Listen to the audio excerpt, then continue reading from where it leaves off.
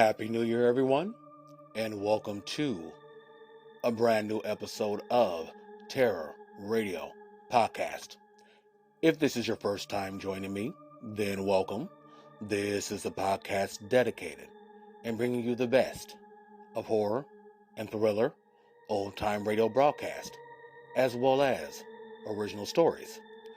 I am your host, Keith, aka the Radio Show Nerd, and I'm hoping everyone had an enjoyable New Year's Eve. Now, to start 2024 off with a bang, I am featuring the granddaddy of all radio plays, the infamous adaptation of H.G. Wells' War of the Worlds. So, without further ado, this is Terror Radio. The radio series highlighted tonight is Mercury Theater on the Air, which was created by actor Orson Welles. War of the Worlds broadcasted on October 30th, 1938 on CBS. This adaptation was directed and starred Mr. Welles, who also produced it with actor John Houseman.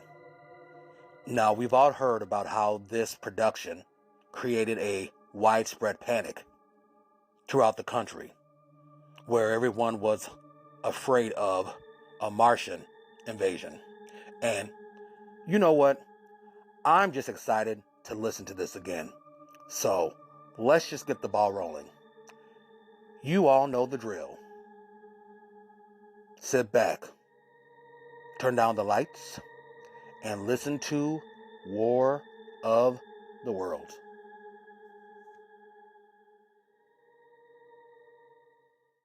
The Columbia Broadcasting System and its affiliated stations present Orson Welles and the Mercury Theater on the Air in The War of the Worlds by H.G. Wells.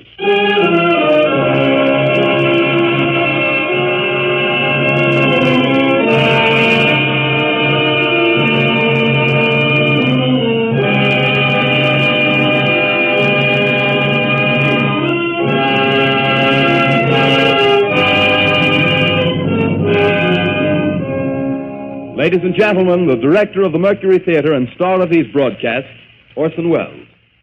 We know now that in the early years of the 20th century, this world was being watched closely by intelligences greater than man's, and yet as mortal as his own. We know now that as human beings busied themselves about their various concerns, they were scrutinized and studied, perhaps almost as narrowly as a man with a microscope might scrutinize the transient creatures that swarm and multiply in a drop of water. With infinite complacence, people went to and fro over the earth about their little affairs, serene in the assurance of their dominion over this small, spinning fragment of solar driftwood, which by chance or design, man has inherited out of the dark mystery of time and space. Yet across an immense ethereal gulf, minds that are to our minds as ours are to the beasts in the jungle, intellects, vast, cool, and unsympathetic, regarded this earth with envious eyes and slowly and surely drew their plans against us. In the 39th year of the 20th century came the Great Disillusionment. It was near the end of October. Business was better. The war scare was over. More men were back at work. Sales were picking up. On this particular evening, October 30th, the Crosley service estimated that 32 million people were listening in on radios. For the next 24 hours, not much change in temperature. A slight atmospheric disturbance of undetermined origin is reported over Nova Scotia, causing a low-pressure area to move down rather rapidly over the northeastern states, bringing a forecast of rain accompanied by winds of light gale force. Maximum temperature 66, minimum 48. This weather report comes to you from the Government Weather Bureau. We take you now to the Meridian Room in the Hotel Park Plaza in downtown New York, where you will be entertained by the music of Raymond Raquello and his orchestra.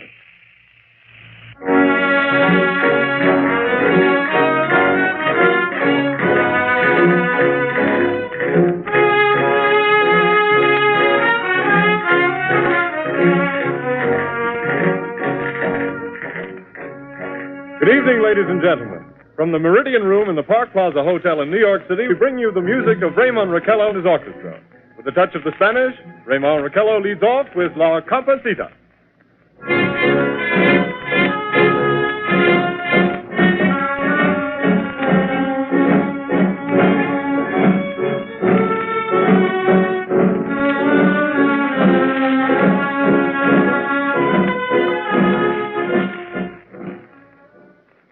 Ladies and gentlemen, we interrupt our program of dance music to bring you a special bulletin from the Intercontinental Radio News.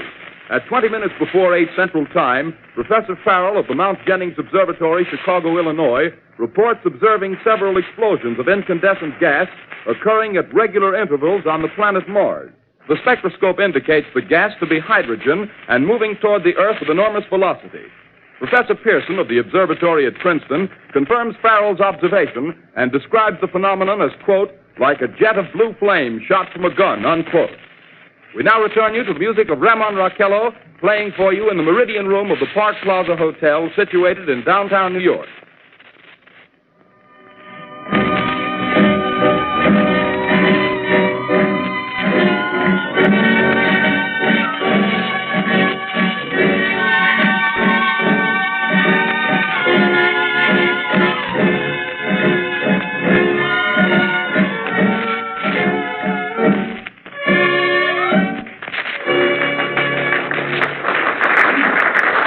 And now a tune that never loses favor, the ever-popular Stardust, Raymond Raquello and his orchestra.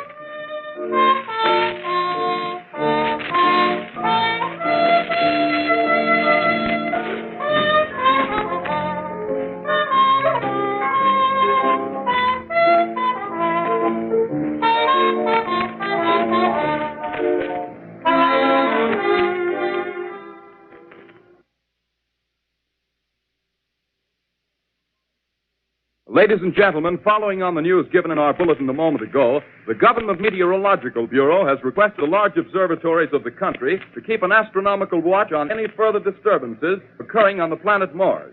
Due to the unusual nature of this occurrence, we have arranged an interview with a noted astronomer, Professor Pearson, who will give us his views on this event. In a few moments, we will take you to the Princeton Observatory at Princeton, New Jersey. We return you until then to the music of Raymond Raquello and his orchestra.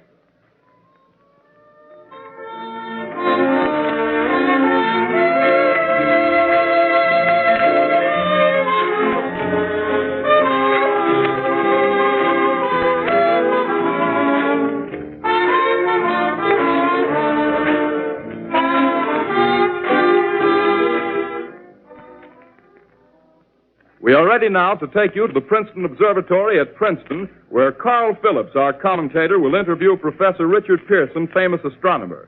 We take you now to Princeton, New Jersey. Good evening, ladies and gentlemen. This is Carl Phillips speaking to you from the observatory at Princeton. I'm standing in a large semicircular room, pitch black except for an oblong split in the ceiling. Through this opening, I can see a sprinkling of stars that cast a kind of frosty glow over the intricate mechanism of the huge telescope. The ticking sound you hear is the vibration of the clockwork. Professor Pearson stands directly above me on a small platform, peering through the giant lens.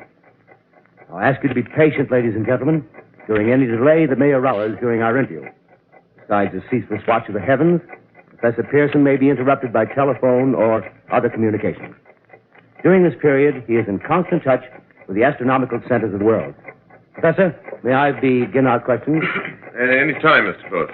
Professor, would you please tell our radio audience exactly what you see as you observe the planet Mars through your telescope?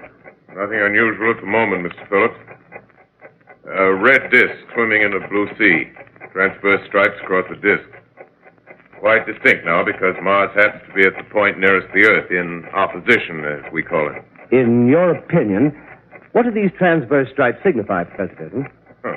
Not canals, I can assure you, Mr. Phillips. although that's the popular conjecture of those who imagine Mars to be inhabited.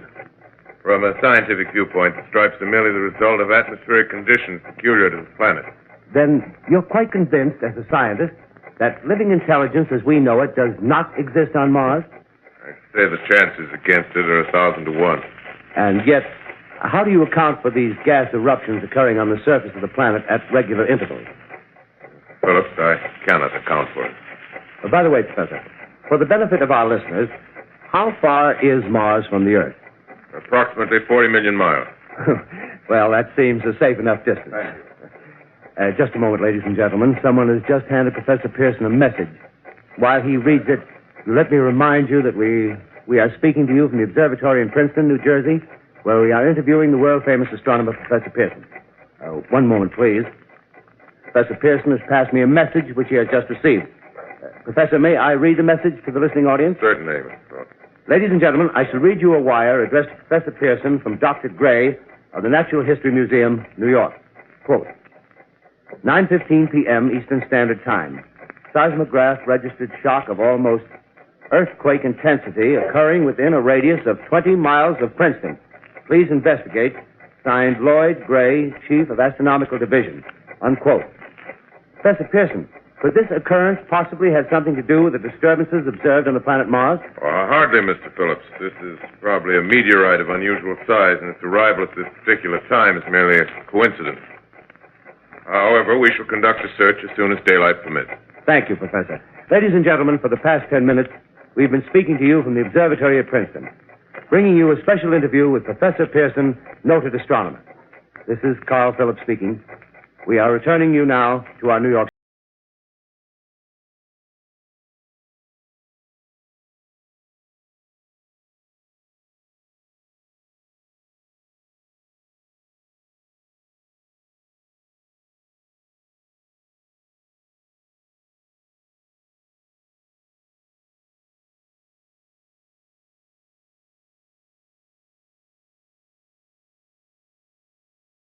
Eastern Standard Time.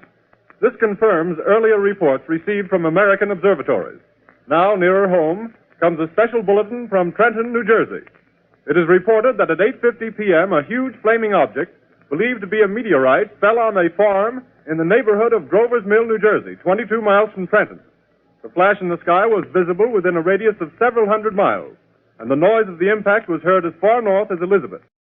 We have dispatched a special mobile unit to the scene, and we'll have our commentator, Carl Phillips, give you a word picture of the scene as soon as he can reach there from Princeton.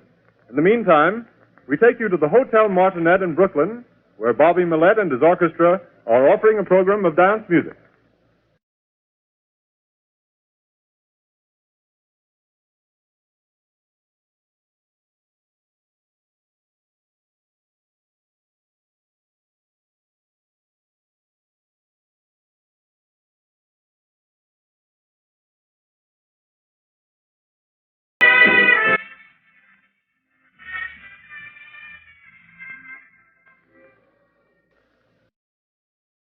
We take you now to Grover's Mill, New Jersey.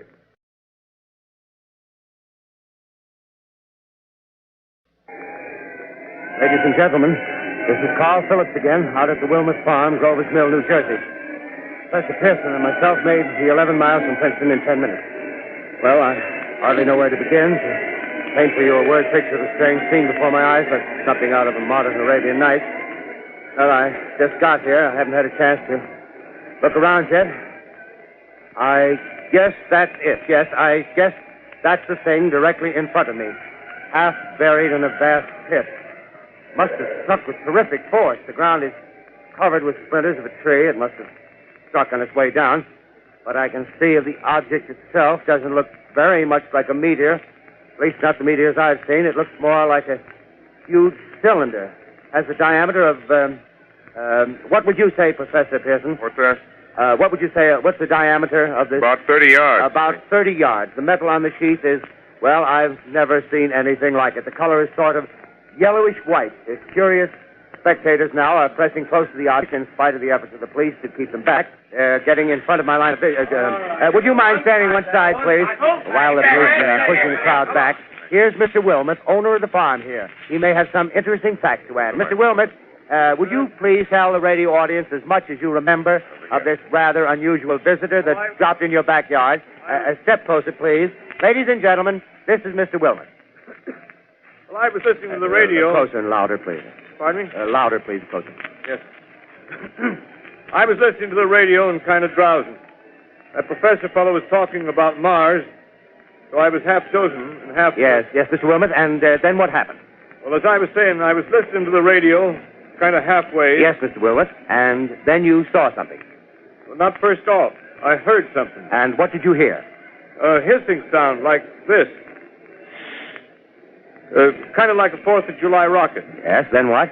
I turned my head out the window and would have sworn I was asleep and dreaming. Yes?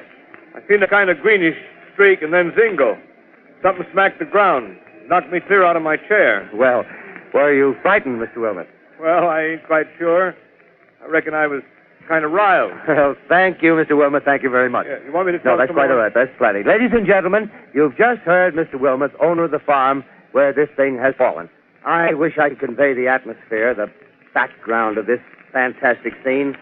Hundreds of cars are parked in a field in back of us, and the police are trying to rope off the roadway leading into the farm, but it's no use. They're breaking right through. The car's headlights throw an enormous spotlight on the pit where the object's half buried. Now, some of the more daring souls now are venturing near the edge. Their silhouettes stand out against the metal sheen. One man wants to touch the thing. He's having an argument with the policeman. Now, the policeman wins. Now, ladies and gentlemen, there's something I haven't mentioned in all this excitement, but it's becoming more distinct. Perhaps you've caught it already on your radio. Listen, please. Do you hear it? It's a curious humming sound that seems to come from inside the object. I'll move the microphone nearer. Here. Now, we're not more than 25 feet away. Can you hear it now? Professor Pearson. Yes, Mr. Gross. Can you tell us the meaning of that scraping noise inside the thing? Possibly the unequal cooling of its surface. I say, do you still think it's a meteor, Professor? I don't know what to think. The metal casing is definitely extraterrestrial. Not found on this Earth. Friction with the Earth's atmosphere usually tears holes in a meteorite. This thing is smooth, and you can see its cylindrical Just a minute. shape. Something's happening. Ladies and gentlemen, this is terrific. This end of the thing is beginning to flake off. The top is beginning to rotate like a screw, and the thing must be hollow. Move it! Keep back there! Keep back there! Keep those men back! Keep back there! Keep those idiots back! Keep off! The top's loose! Look out there! Stand back! Ladies and gentlemen, this is the most terrifying thing I've ever witnessed. Wait a minute. Someone's crawling out or something. I can see turning out of that black hole two luminous discs. The eyes, it might be a face, might be almost Good heavens, something wriggling out of the shadow like a gray snake. Now it's another one, and another one, and another one. They look like tentacles to me. Oh, yeah, I can see the thing's body now. It's large as a bear. It glistens like wet leather, but that face, ladies and gentlemen, it's indescribable. I can hardly force myself to keep looking at it. It's so awful. The eyes are black, and they gleam like a serpent. The mouth is a kind of V-shape with saliva dripping from its rimless lips that seem to quiver and pulsate, and the monster, or whatever it is, can hardly move. It seems weighed down by possibly gravity or something. The thing's rising up now, and the crowd falls back. There seems plenty. The most extraordinary experience, ladies and gentlemen. I can't find words. Well, I'll pull this microphone with me as I talk. I'll have to stop the description till I can take a new position. Hold on, will you, please? I'll be right back in a minute.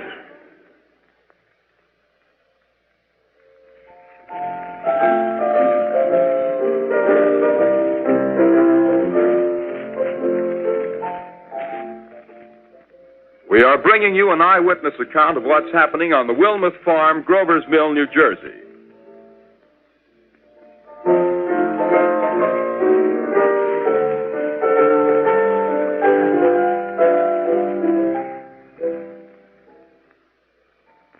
We now return you to Carl Phillips at Grover's Mill. Ladies and gentlemen, am I on? Ladies and gentlemen, here I am, back of a stone wall that adjoins Mr. Wilmot's garden. From here, I get a sweep of the whole scene. I'll give you every detail as long as I can talk and as long as I can see. More state police have arrived. They're drawing up a cordon in front of the pit. About 30 of them. No need to push the crowd back now. They're willing to keep their distance. The captain conferring with someone. Can't quite see who. Oh, yes, I believe it's Professor Pearson. Yes, it is. Now they've parted, and the professor moves around one side, studying the object, while the captain and two policemen advance with something in their hands. I can see it now. It's a white handkerchief tied to a pole. Flag of truce. If those creatures know what that means, what anything means. Wait a minute, something's happening. A humped shape is rising out of the pit. I can make out a small beam of light against a mirror. What's that? There's a jet of flame springing from the mirror, and it leaps right at the advancing men. It strikes them head on. Oh, Lord, they're turning into flames. Now the whole field's caught up by the woods, the barns, the gas tanks for the automobiles spreading everywhere. It's coming this way now, about 20 yards to my right.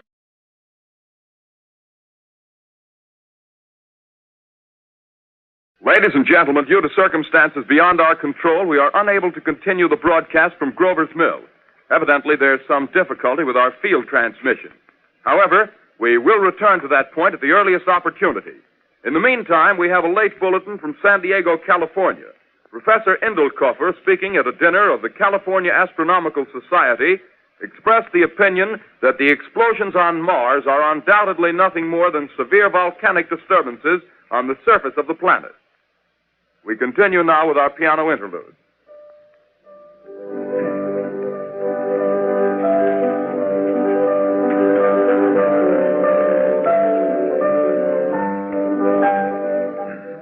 Ladies and gentlemen, I've just been handed a message that came in from Grover's Mill by telephone.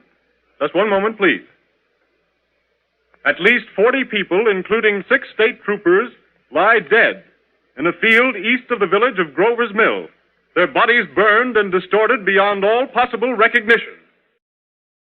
The next voice you hear will be that of Brigadier General Montgomery Smith, commander of the state militia at Trenton, New Jersey. I have been requested by the governor of New Jersey to place the counties of Mercer and Middlesex as far west as Princeton and east to Jamesburg under martial law. No one will be permitted to enter this area except by special pass issued by state or military authorities.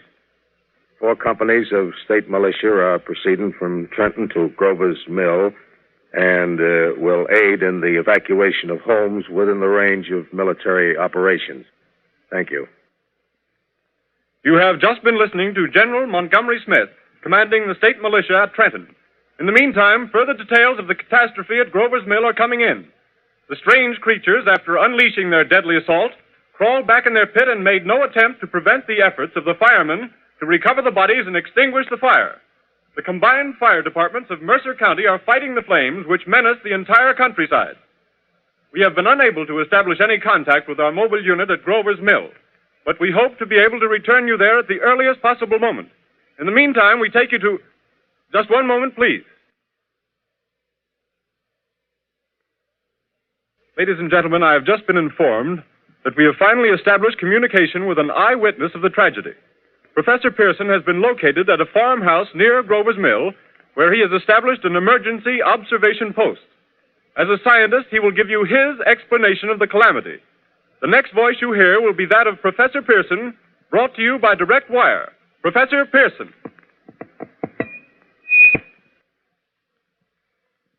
Of the creatures in the rocket cylinder at Grover's Mill, I can give you no authoritative information, either as to their nature, their origin, or their purposes here on Earth. Of their destructive instrument, I might venture some conjectural explanation. For want of a better term, I shall refer to the mysterious weapon as a heat ray. It's all too evident that these creatures have scientific knowledge far in advance of our own. It's my guess that in some way they are able to generate an intense heat in a chamber of practically absolute non-conductivity. This intense heat they project in a parallel beam against any object they choose by means of a polished parabolic mirror of unknown composition, much as the mirror of a lighthouse projects a beam of light. That is my conjecture of the origin of the heat ray. Thank you, Professor Pearson. Ladies and gentlemen, here is a bulletin from Trenton. It is a brief statement informing us that the charred body of Carl Phillips has been identified in a Trenton hospital. Now, here's another bulletin from Washington, D.C. The Office of the Director of the National Red Cross reports 10 units of Red Cross emergency workers have been assigned to the headquarters of the state militia, stationed outside of Grover's Mill, New Jersey. Here's a bulletin from State Police, Princeton Junction. The fires at Grover's Mill and vicinity are now under control. Scouts report all quiet in the pit, and there is no sign of life appearing from the mouth of the cylinder. Now, ladies and gentlemen, we have a special statement from Mr. Harry McDonald, Vice President in charge of operations. We have received a request from the state militia of Trenton to place at their disposal our entire broadcasting facilities. In view of the gravity of the situation, and believing that radio has a responsibility to serve in the public interest at all times, we are turning over our facilities to the state militia at Trenton. We take you now to the field headquarters of the state militia near Grover's Mill, New Jersey. This is Captain Lansing of the Signal Corps, attached to the state militia, now engaged in military operations in the vicinity of Grover's Mill. Situation arising from the reported presence of certain individuals of unidentified nature is now under complete control. The cylindrical object, which lies in a pit directly below our position, surrounded on all sides by 8 battalions of infantry, without heavy field pieces, but adequately armed with rifles and machine guns. All cause for alarm, if such cause ever existed, is now entirely unjustified. Things, whatever they are, do not even venture to poke their heads above the pit. I can see their hiding place plainly in the glare of the searchlights here. With all their reported resources, these creatures can scarcely stand up against heavy machine gun fire. Anyway, it's an interesting outing for the troops. I can make out their khaki uniforms crossing back and forth in front of the lights. Looks almost like a real war. There appears to be some slight smoke in the woods bordering the Millstone River, probably fire started by campers. Well, we ought to see some action soon. One of the companies is deploying on the left flank. A quick thrust and it'll all be over. Now, wait a minute. I see something on top of the cylinder. No, it's nothing but a shadow. Now the troops are on the edge of the Wilmot Farm. 7,000 armed men closing in on an old metal tube. A tub, rather. Well, wait, that wasn't a shadow. It's something moving. Solid metal, kind of a shield-like affair rising up out of the cylinder. It's going higher and higher. What? It's standing on legs, actually rearing up on a sort of metal framework. Now it's reaching above the trees and the searchlights are on it. Hold on.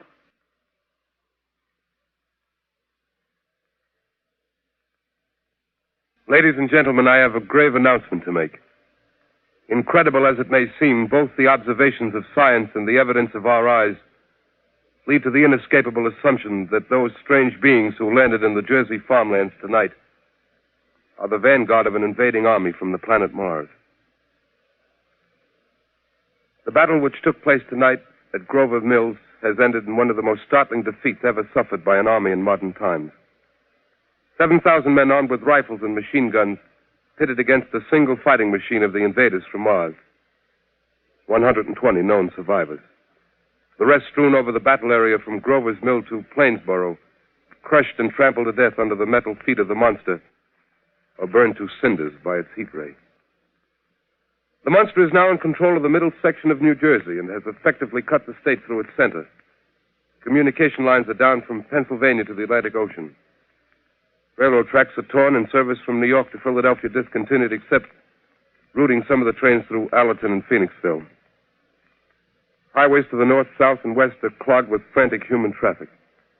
Police and army reserves are unable to control the mad flight. By morning, the fugitives will have swelled Philadelphia, Camden, and Trenton, it is estimated, to twice their normal population. Martial law prevails throughout New Jersey and eastern Pennsylvania. At this time, we take you to Washington for a special broadcast on the national emergency. The Secretary of the Interior. Citizens of the nation, I shall not try to conceal the gravity of the situation that confronts the country. nor the concern of your government in protecting the lives and property of its people. However, I wish to impress upon you, private citizens and public officials, all of you, the urgent need of calm and resourceful action. Fortunately, this formidable enemy is still confined to a comparatively small area, and we may place our faith in the military forces to keep them there. In the meantime, placing our faith in God, we must continue the performance of our duties, each and every one of us, so that we may confront this destructive adversary with a nation united, courageous, and consecrated to the preservation of human supremacy on this earth. I thank you. You have just heard the Secretary of the Interior speaking from Washington. Bulletins too numerous to read are piling up in the studio here. We're informed that the central portion of New Jersey is blacked out from radio communication due to the effect of the heat ray upon power lines and electrical equipment. Here is a special bulletin in New York. Cables have been received from English, French, and German scientific bodies offering assistance. Astronomers report continued gas outbursts at regular intervals on the planet Mars. The majority voiced the opinion that the enemy will be reinforced by additional rocket machines. There have been several attempts made to locate Professor Pearson of Princeton, who has observed Martians at close range. It is feared he was lost in the recent battle. Langham Field, Virginia. Scouting planes report 3 Martian machines visible above treetops, moving north toward Somerville with population fleeing ahead of them. The heat ray is not in use, although advancing at express train speed, invaders pick their way carefully. They seem to be making a conscious effort to avoid destruction of cities and countryside. However, they stop to uproot power lines, bridges, and railroad tracks. Their apparent objective is to crush resistance, paralyze communication, and disorganize human society. Here is a bulletin from Basking Ridge, New Jersey. Coon hunters have stumbled on a second cylinder similar to the first, embedded in the great swamp 20 miles south of Morristown. Army field pieces are proceeding from Newark to blow up the second invading unit before the cylinder can be opened and the fighting machine rigged. They are taking up a position in the foothills of Watchung Mountain. Another bulletin from Langham Field, Virginia. Scouting planes report enemy machines, now 3 in number, increasing speed northward, kicking over houses and trees in their evident haste to form a conjunction with their allies south of Morristown. Machines also sighted by telephone operator east of Middlesex, within 10 miles of Plainfield. Here's a bulletin from Winston Field, Long Island. A fleet of Army bombers carrying heavy explosives flying north in pursuit of enemy. Scouting planes act as guides. They keep the speeding enemy in sight. Just a moment, please, ladies and gentlemen. We've run special wires to the artillery line in adjacent villages to give you direct reports in the zone of the advancing enemy. First, we take you to the battery of the 22nd Field Artillery, located in the Watchung Mountains. Range 32 meters. 32 meters. Projection 39 degrees. 39 degrees. Fire.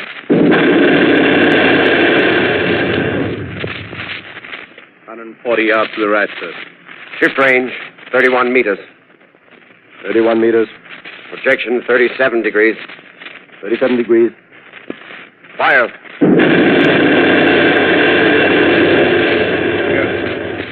Hit, sir. Got the tripod of one of them. That's off. The others are trying to repair it. Quick, get the range. Shift 30 meters. 30 meters. Projection 27 degrees. 27 degrees. Fire.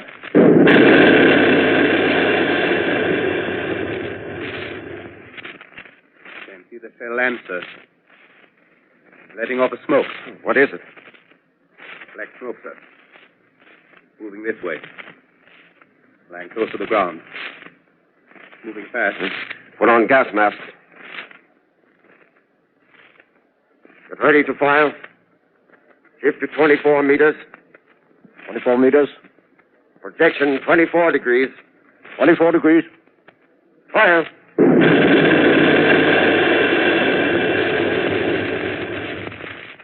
Still can't see, sir. Smoke's coming nearer. Get the range. 23 meters. 23 meters. 23 meters. Projection 22. Please. 22. Please.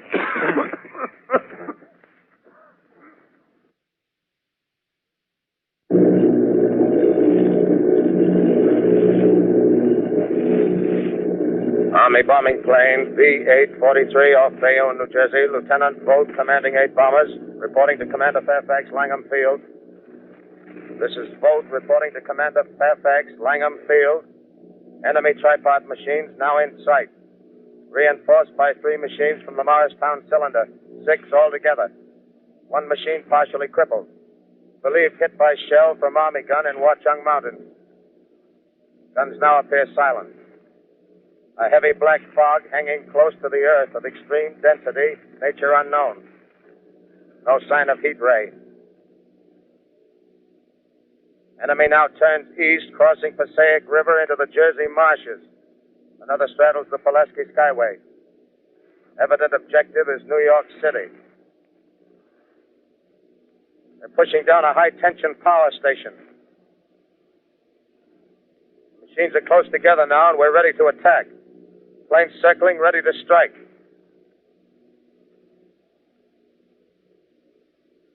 A 1,000 yards, and we'll be over the first.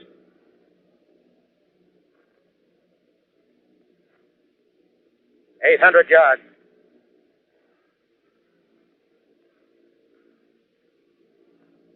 $600.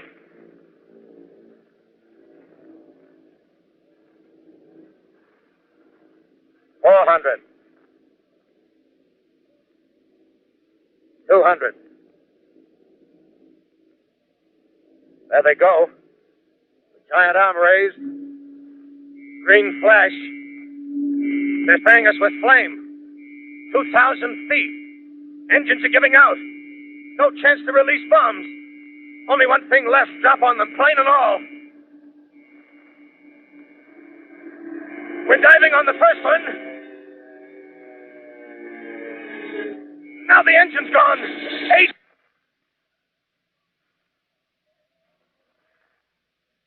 This is Bayonne, New Jersey, calling Langham Field.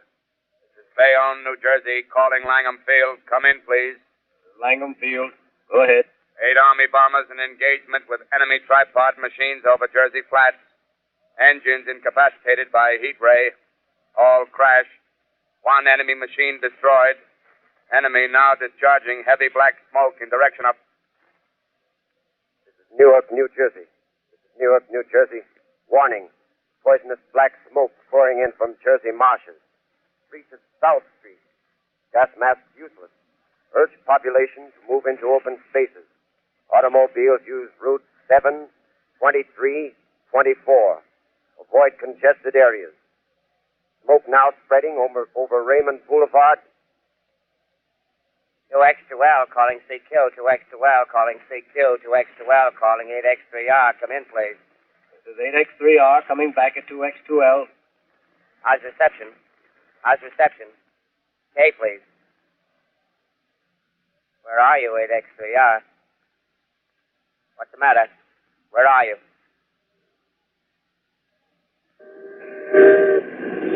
I'm speaking from the roof of Broadcasting Building.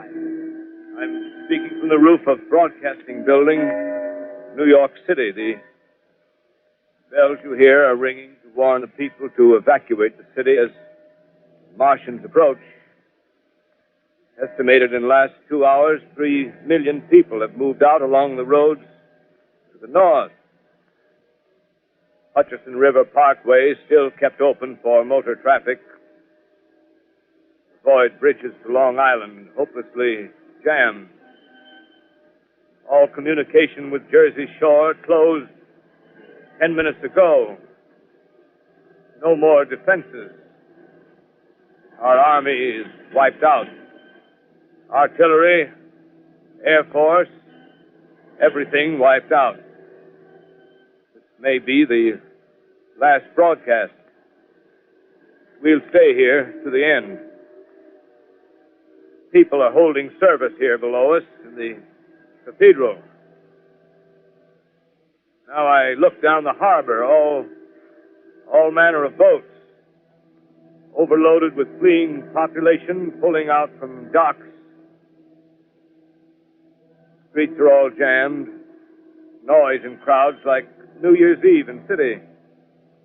Wait a minute. The enemy's now in sight above the palisades. Five great machines.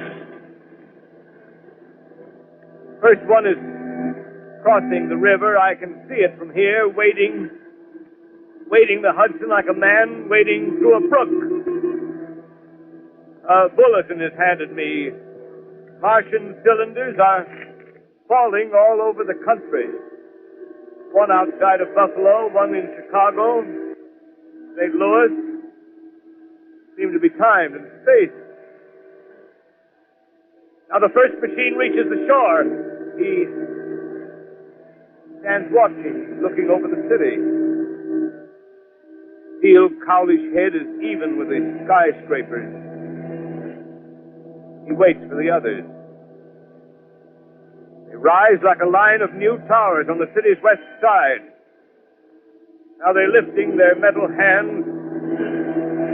This is the end now. Smoke comes out, black smoke drifting over the city. People in the streets see it now. They're running toward the East River, thousands of them, dropping in like rats. Now the smoke's spreading faster. It's reached Times Square. People are trying to run away from it, but it's no use. They're falling like flies. Now the smoke's crossing 6th Avenue. 5th Avenue. 100 yards away. It's 50 feet.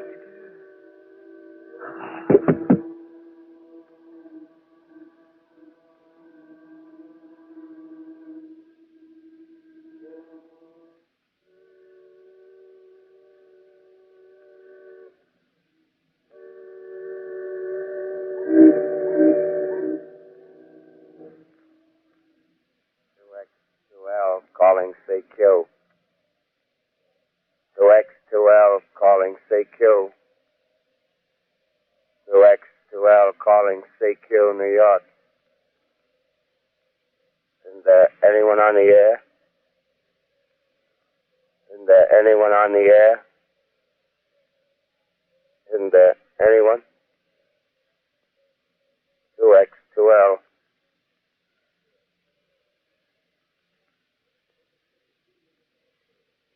You are listening to a CBS presentation of Orson Welles and the Mercury Theater on the Air in an original dramatization of The War of the Worlds by H.G. Wells.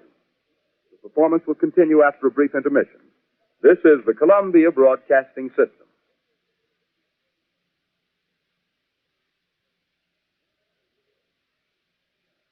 The War of the Worlds by H.G. Wells, starring Orson Welles and the Mercury Theater on the Air.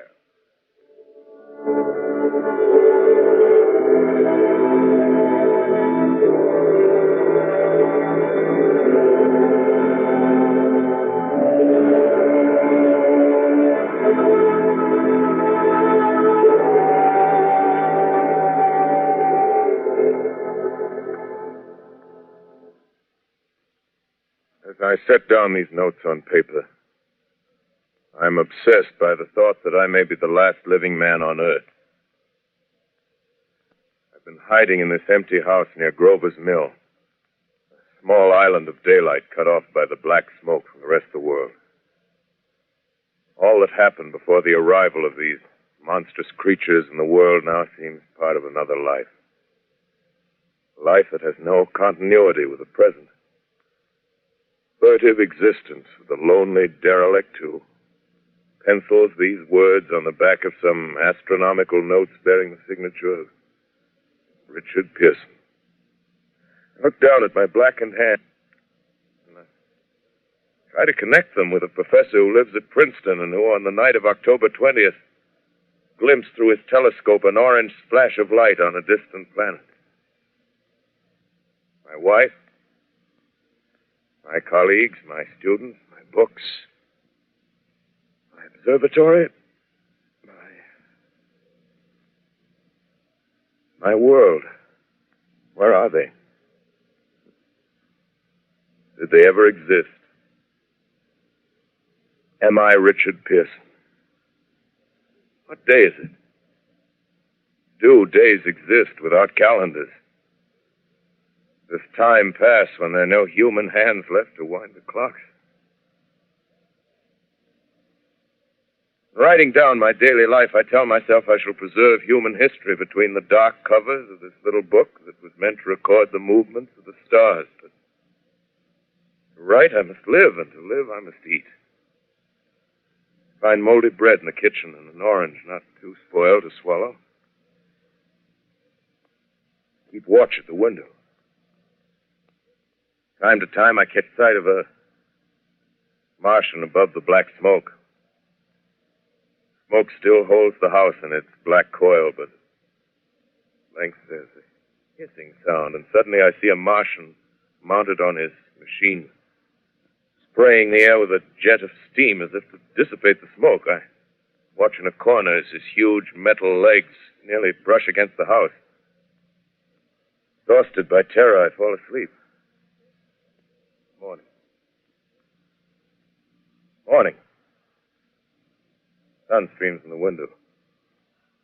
Black cloud of gas is lifted, and the scorched meadows to the north look as though a black snowstorm had passed over them. I venture from the house. I make my way to a road, no traffic. Here and there, a wrecked car, baggage overturned, a blackened skeleton. Push on north. For some reason, I feel safer trailing these monsters than running away from them. And I keep a careful watch. I've seen the Martians feed. Should one of their machines appear over the top of trees, I'm ready to fling myself flat on the earth. Come to a chestnut tree. October. Chestnuts are ripe. Fill my pockets. Just keep alive. 2 days I wander in a vague northerly direction through a desolate world. Finally, I notice a living creature. A small red squirrel in a beech tree. I stare at him and wonder. He stares back at me. I believe at that moment the animal and I shared the same emotion. The joy of finding another living being. Push on north. I find dead cows in a brackish field, and beyond the charred ruins of a dairy and a silo remain standing guard over the wasteland like a lighthouse, deserted by the sea. Astride the silo perches a weathercock. The arrow points north. North. Next day, I come to a city. City vaguely familiar in its contours, yet its buildings strangely dwarfed and leveled off as if a giant had sliced off its highest towers with a capricious sweep of his hand. Reached the outskirts, I found Newark. Newark, undemolished but humbled by some whim of the advancing Martians. Presently, with an odd feeling of being watched, I caught sight of something crouching in a doorway. I made a step towards it. Rose up and became a man. A man armed with a large knife. Stop! Where do you come from? I come from many places. A long time ago, from Princeton. Princeton, huh? That's near Grover's Mill. Yes. Grover's Mill. There's no food here. This is my country. All this end of town down the river. There's only food for one. Which way are you going? I don't know. I guess I'm looking for people. Hey, what was that? You hear something just then? No. Only a bird. A live bird. You get to know that birds have shadows these days. Say, we're in the open here. Let's crawl in this doorway here and talk. Have you seen any Martians? Ah. They're going over to New York. Night, the sky's alive with their lights, just as if people were still living in it. By daylight, you can't see them. 5 days ago, a couple of them carried something big across the flats from the airport. I think they're learning how to fly. Fly? Yeah, fly. Well, it's all over with humanity. Stranger, there's still you and I. 2 of us left. They got themselves in solid. They wrecked the greatest country in the world. Those green stars, they're probably falling somewhere every night. They've only lost one machine. There isn't anything to do. We're done. We're licked. Where were you? You're in a uniform. Yeah, what's left of it. I was in the militia. National Guard. That's good. There wasn't any war. Any more than there's war between men and ants. Yes, but we're eatable ants. I found that out. What'll they do to us? I filled it all out. Right now, we're caught as we're wanted. The Martian only has to go a few miles to get a crowd on the run. But they won't keep on doing that. They'll begin catching us systematic, like keeping the best and storing us in cages and things. They haven't begun on us yet. Not begun? Not begun. All that's happened so far is because we don't have sense enough to keep quiet. Bothering them with guns and such stuff and losing our heads and rushing off in crowds. Ah, instead of our rushing around blind, we got to fix ourselves up. Fix ourselves up according to the way things are now. Cities, nations, civilization, progress. Yes, but if that's so, what is there to live for? Well, there won't be any more concerts for a million years or so, and no nice little dinners at restaurants. If it's amusement you're after, I guess the game's up. What is there left? Life, that's what. I want to live.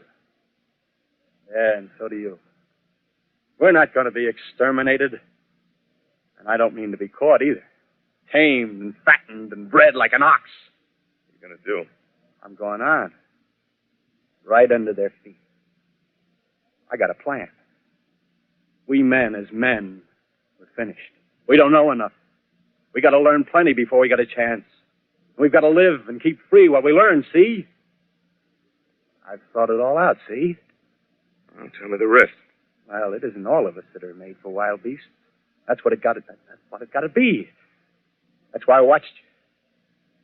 Watched you. All those little office workers that used to live in these houses. They be no good. They haven't any stuff in them. They run off to work. I've seen hundreds of them running to catch their commuter's train in the morning, afraid they get canned if they didn't. Running back at night, afraid they wouldn't be in time for dinner. Lives insured and a little invested in case of accident. Yeah, and on Sundays, worried about the hereafter. The Martians, they'll be a godsend for those guys.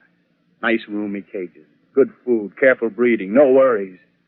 Yeah, after a week or so of chasing around the fields on empty stomachs, they'll come and be glad to be caught. You've thought it all out, haven't you? Sure, you bet I have.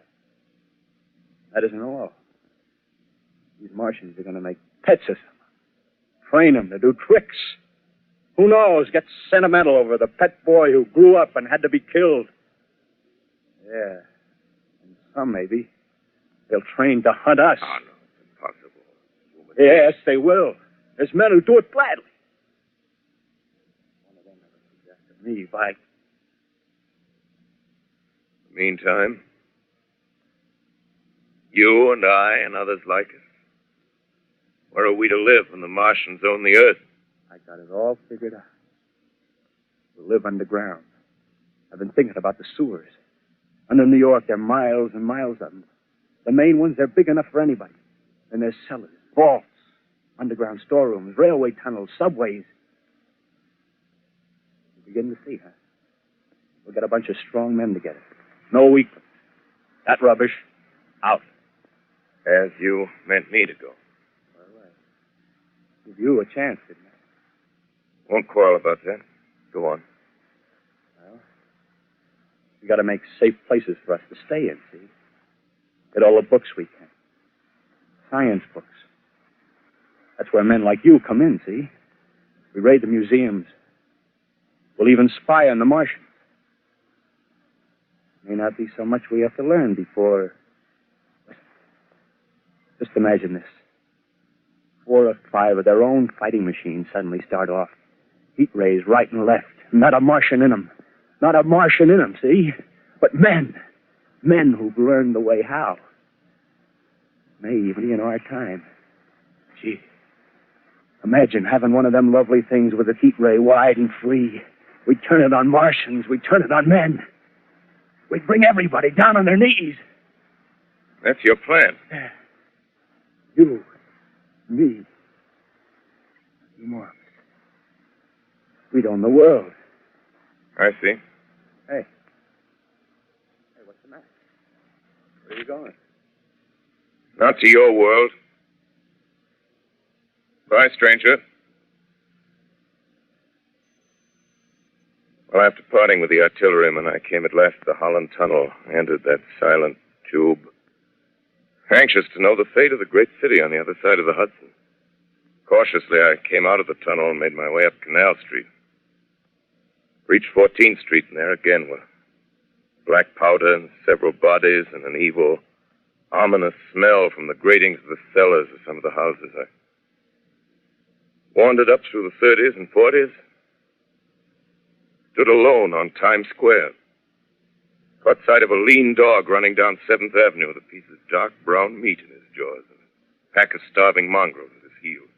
Made a wide circle around me as though he feared I might prove a fresh competitor. Walked up Broadway in the direction of that strange powder, past silent shop windows, displaying their mute wares to empty sidewalks. Past the Capitol Theater, silent, dark. Past a shooting gallery where a row of empty guns faced an arrested line of wooden ducks. Near Columbus Circle, I noticed models of 1939 motor cars in the showrooms facing empty streets. Over the top of the General Motors building, I watched a flock of black birds circling in the sky. Hurried on. Suddenly, I caught sight of the hood of a Martian machine, standing somewhere in Central Park, gleaming in the late afternoon sun. An insane idea. I rushed recklessly across Columbus Circle and into the park.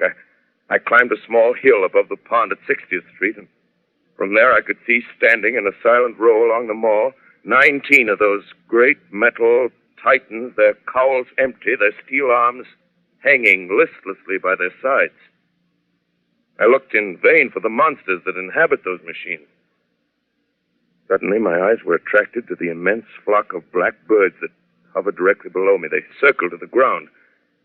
And there before my eyes, stark and silent, lay the Martians with the hungry birds pecking and tearing brown shreds of flesh from their dead bodies. Later, when their bodies were examined in laboratories, it was found that they were killed by the putrefactive and disease bacteria against which their systems were unprepared. Slain, after all, man's defenses had failed by the humblest thing that God, His wisdom, has put upon this earth. Before the cylinder fell, there was a general persuasion that through all the deep of space, no life existed beyond the petty surface of our minute sphere. Now we see further. Dim and wonderful is the vision I've conjured up in my mind of life spreading slowly from this little seedbed of the solar system throughout the inanimate vastnesses of sidereal space. But a remote dream, maybe. Maybe that the destruction of the Martians is only a reprieve to them and not to us. The future ordained, perhaps. Strange it now seems to sit in my peaceful study at Princeton, writing down this last chapter of the record, begun at a deserted farm in Grover's Mill. Strange to watch children playing in the streets. Strange to see young people strolling on the green where the new spring grass heals the last black scars of a bruised earth. Strange to watch the sightseers enter the museum where the dissembled parts of a Martian machine are kept on public view. Strange when I recall the time when I first saw it. Bright, clean cut, hard, and silent under the dawn of that last great day.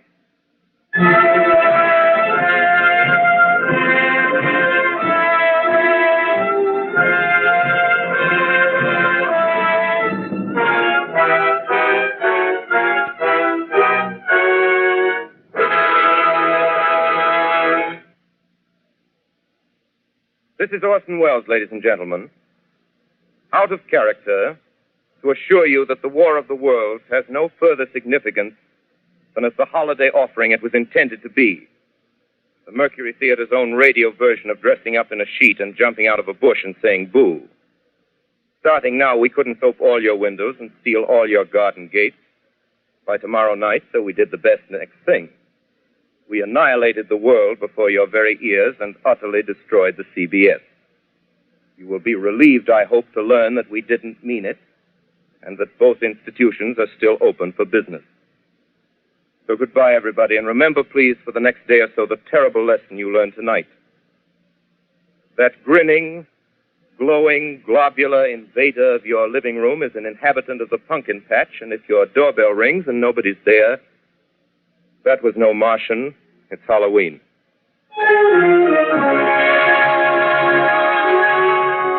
Tonight, the Columbia Broadcasting System and its affiliated stations coast to coast has brought you The War of the Worlds by H.G. Wells, the 17th in its weekly series of dramatic broadcasts featuring Orson Welles and the Mercury Theater on the air. Next week, we present a dramatization of 3 famous short stories.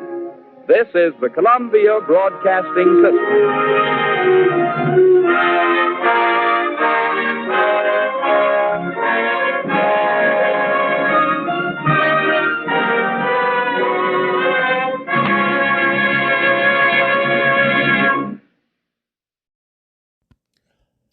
That's our show for tonight. I want to thank you all for listening, and I hope everyone enjoyed it. And remember, you can find me on Facebook at facebook.com/terror1970, or you can find me on Instagram at Radio Show Nerd. I also have a YouTube channel, Terror Radio, obviously. Please check it out. Subscribe, like, and share the videos. Will be highly appreciated. Again, this is your host, Keith, better known as the Radio Show Nerd, signing off.